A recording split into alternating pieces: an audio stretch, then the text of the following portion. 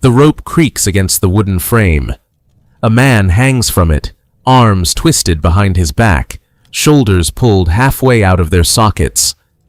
His legs are bound between two heavy staves, and when the interrogator leans on them, the bones bend. The smell in the room is burnt flesh and old blood soaked into the floorboards. This man has never lost a battle, not one. 23 times he has sailed against the largest invasion fleet Asia had ever seen, and 23 times he has won.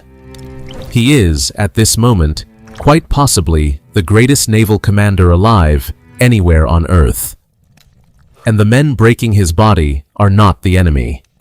They are his own government. April 1597. The State Tribunal Prison, Seoul, Kingdom of Joseon. His name is Yi Sun-sin.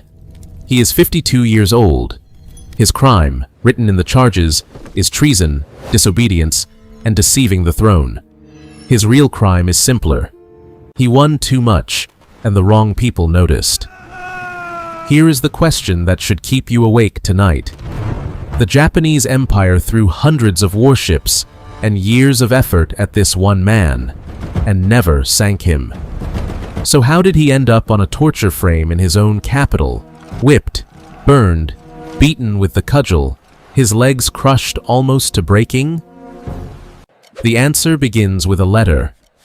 A quiet, friendly, poisonous letter, carried by a smiling man who claimed to be a defector. Remember that man. He is the key to everything. 5 years earlier, May 1592, the southern coast of Joseon. To understand the betrayal, you have to understand what Yi Sun-sin was worth. In the spring of 1592, the Japanese warlord Toyotomi Hideyoshi hurled roughly 150,000 men across the sea at Korea. His plan was brutal and simple. Land the armies, march north, swallow Joseon, then use the peninsula as a bridge into Ming China. Within 20 days, his soldiers took the capital. The king fled north through the rain, while his own palace burned behind him.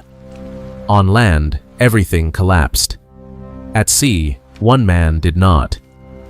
Yi Sun-sin was not born for this legend. He passed the military examination at 32, late for his class, after falling from his horse in an earlier attempt and splinting his own broken leg with willow branches to finish the course.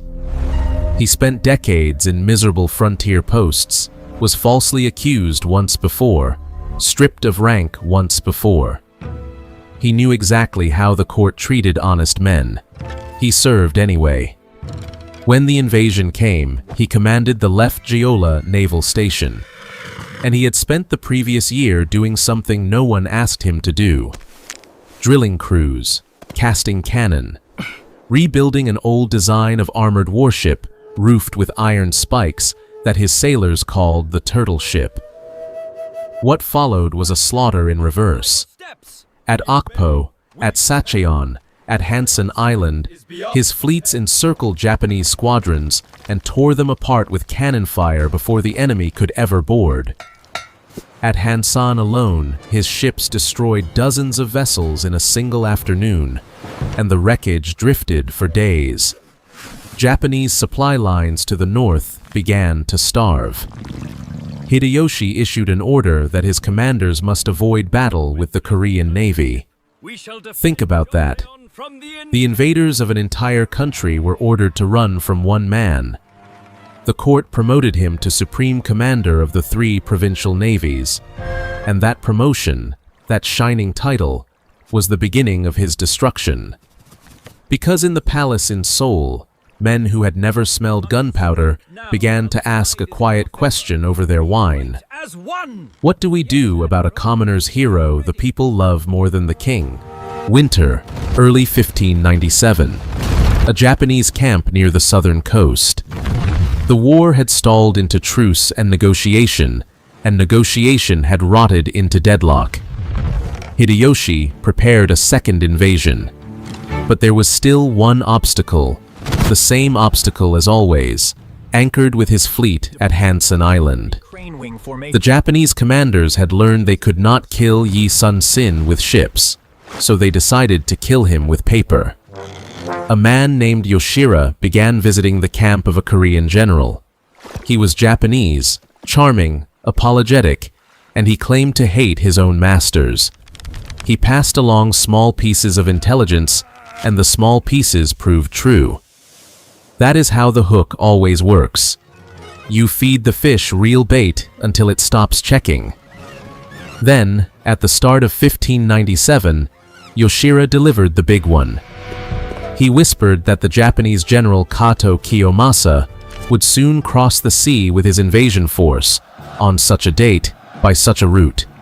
Strike him mid-ocean, Yoshira urged, and the war ends in a day. The message flew to Seoul, and Seoul lit up with excitement. An order raced south to Yi Sun-sin. Take the fleet out, intercept Kato. Now. Yi read the order and saw the trap at once. The source was an enemy soldier. The waters named were sown with reefs and ambush points. Move the entire fleet on the word of a Japanese agent, and Joseon could lose the only weapon keeping it alive. He had built this navy plank by plank from a ruined coastline. He would not gamble it on a smiling man's whisper. So the only undefeated commander in the kingdom looked at a royal order and said, no. Weeks later came word that Kato had already landed anyway. The court did not hear that the intelligence was poisoned. It heard that Yi Sun-sin had disobeyed the king, and that the enemy had walked in unopposed. In the palace, his rivals moved like sharks at the first drop of blood. Chief among them was a fellow admiral, Won Kyun, a man who had burned his own ships and fled in the war's first days, and who had spent 5 years drowning in jealousy while Yi collected victories. Won's accusations poured into the record. Yi failed to fight. Yi lied about his merits. Yi despises the throne. King Seonjo, a monarch who had abandoned his own capital and never forgiven anyone for witnessing it, signed the warrant. The 26th day of the second lunar month, 1597. The naval headquarters at Hansan. They came for him at his own base, in front of his own men.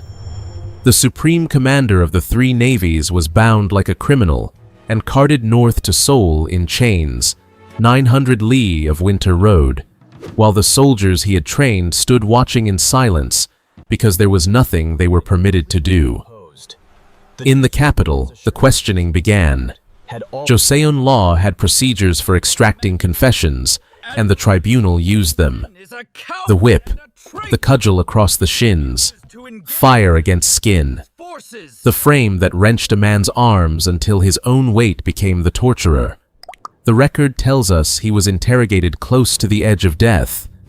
It does not record him confessing to anything, because he did not. The king wanted an execution. And here the story turns on a handful of old men and their nerve. Yi's oldest friend at court, the chief minister Yu Seong-ryong, the very man who had recommended him for command years before, went silent. Perhaps he calculated that his defense would doom them both. Perhaps he simply lost his courage in the deadly weather of the king's mood. His silence is one of the quiet heartbreaks of this story, and historians argue about it to this day. The man who did stand up was 71 years old. A minister named Jong Tak, with little to gain and a head to lose, submitted a plea to the throne. His argument was not sentimental. It was cold and correct. A war is coming.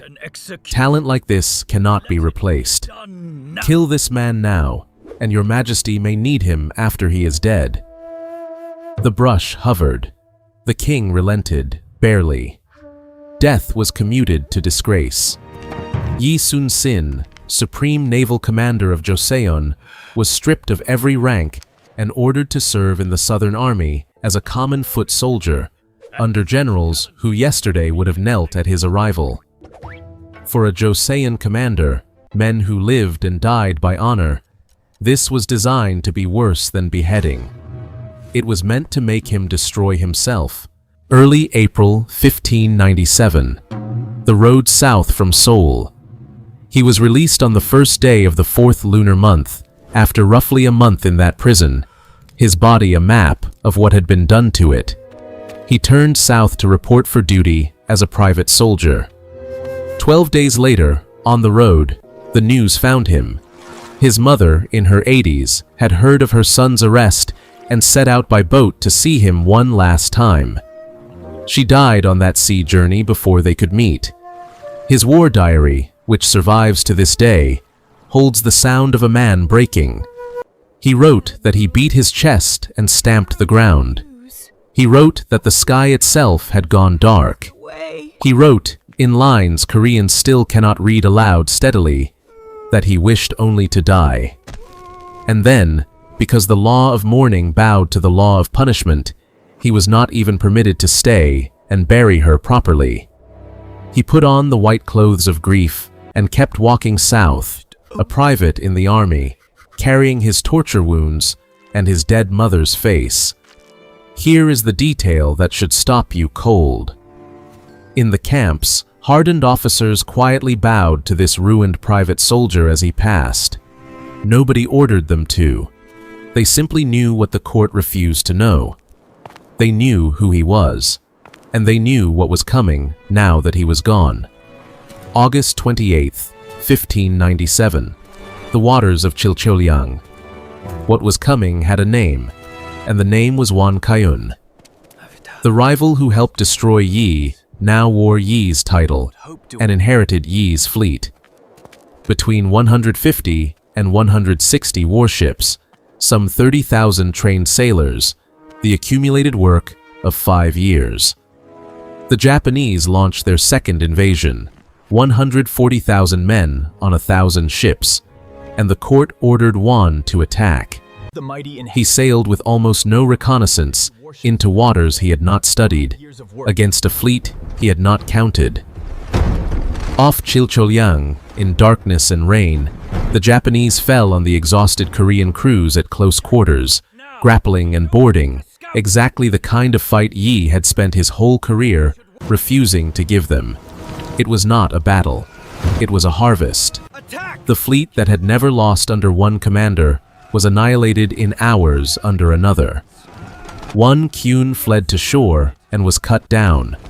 Of the entire navy of Joseon, 12 warships escaped, saved only because one squadron commander ran before the trap fully closed. 12 ships, out of a nation's fleet. When the report reached Seoul, the men who had cheered Yi's torture sat in a silence you could drown in. The southern sea now belonged to Japan. The invasion route to the capital lay open along the coast, and every man in that hall understood, at last, the price of the thing they had done in April. The king issued a new decree. In it, he confessed with rare royal frankness that the disaster had come from sending a guiltless man to prison. And then, the court that had broken Yi Sun-sin on a frame asked him to come back and save them. He did not gloat. He did not bargain. The diary shows no line of triumph, only a man in mourning clothes gathering the wreckage. He rode through the ravaged south, collecting stray sailors, hidden weapons, terrified survivors, and took command of exactly what the catastrophe had left him. 12 warships, soon 13, against an empire. Autumn 1597, the southwestern coast. In Seoul, the court looked at those numbers and drew the obvious conclusion. 13 ships were nothing. Dissolve the navy, the order suggested, and send the sailors to fight on land. Yi's reply to the throne became one of the most famous memorials in Korean history. He wrote that the enemy dared not strike into the Western Sea while the navy still stood in its path. Then he set down 12 words that outlived the dynasty itself. Your servant still has 12 warships. As long as he lived, he wrote, the enemy would never look down on us. Now watch what he does with them, because this is where the countdown starts. The Japanese fleet, hundreds of vessels strong, was rolling west along the coast to support the land invasion.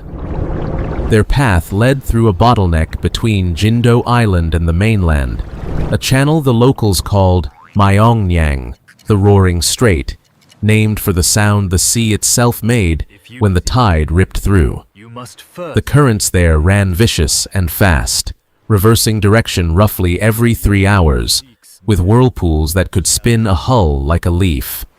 An enemy fleet that outnumbers you 25-1 is not something you fight. It is something you feed into a funnel that only lets it reach you a few ships at a time.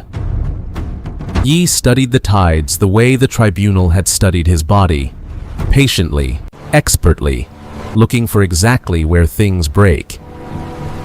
The night before the battle, he gathered his captains. Some of them were the same officers who had fled Chilcheollyang. He did not shame them. He gave them a single sentence from the old military classics, a sentence that was really about himself. He who seeks death shall live. He who seeks life shall die.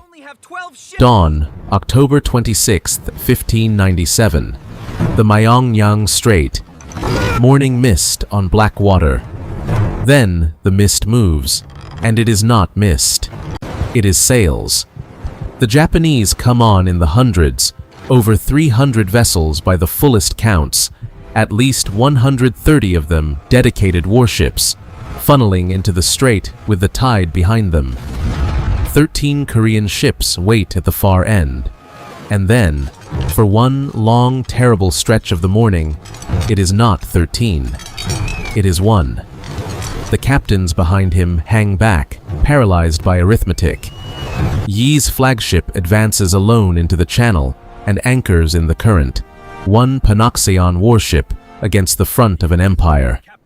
Cannon fire rakes out from her decks in disciplined thunder.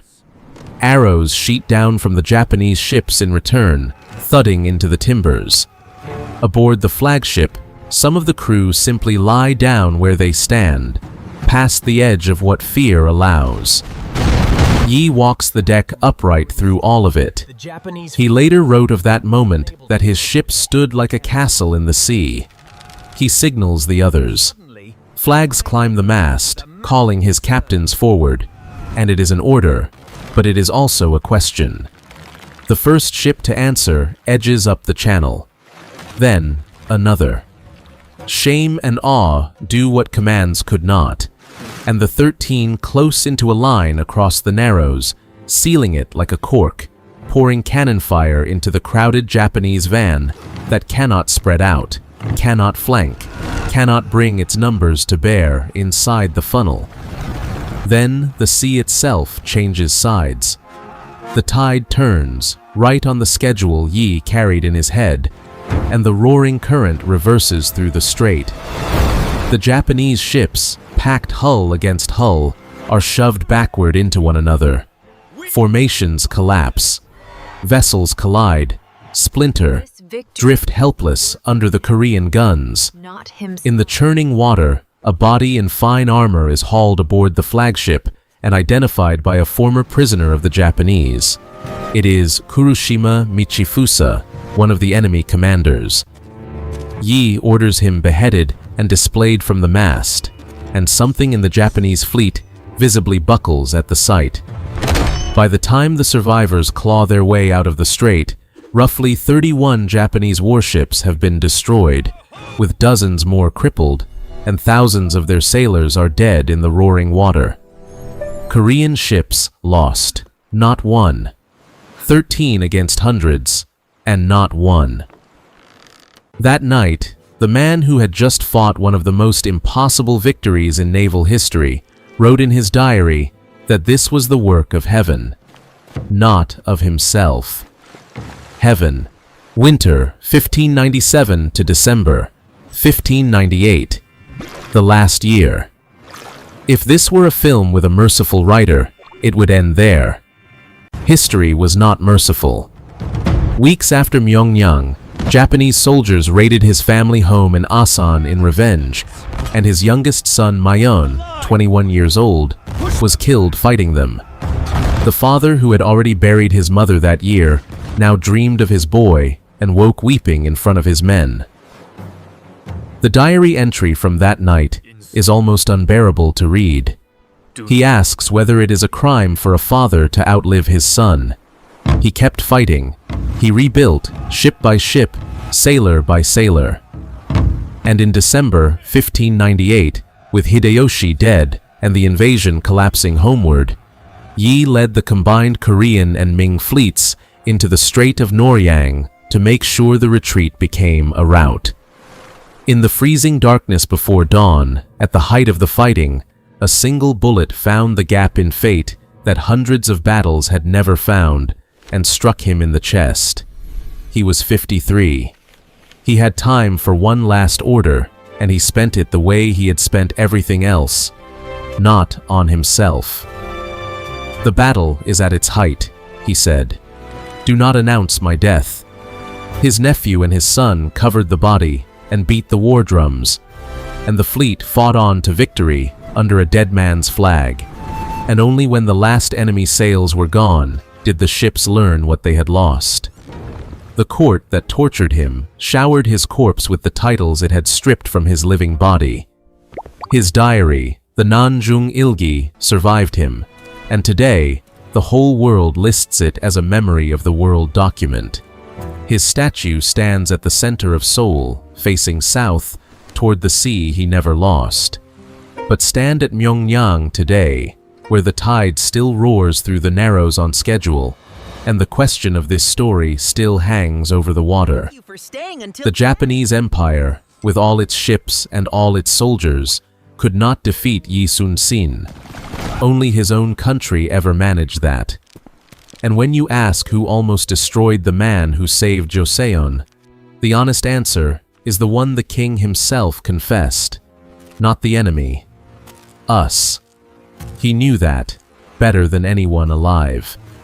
He carried the scars of it on his legs and shoulders into every battle that followed. And he went back anyway, to die for the very court that had hung him from a frame. Because somewhere past honor and past bitterness, he had decided that his country was not its king. Thank you for staying to the very end of this story. If this man reached you, even a little, stay with us, so that more of history's buried voices can wake and speak again. Because ahead, there is always another night, another name, another secret no one has told you yet. We will see you in the next story.